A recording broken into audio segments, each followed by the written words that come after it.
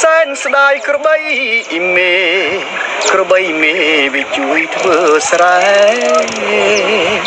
មិនដែលទុំនេ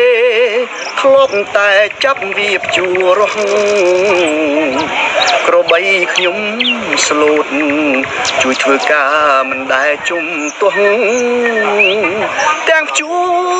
ទាំងរស់វាមិនដែលប្រកែកឡើយលក់ក្របីមេចោលលក់ចោលប្រម៉ែឈឺធ្ងន់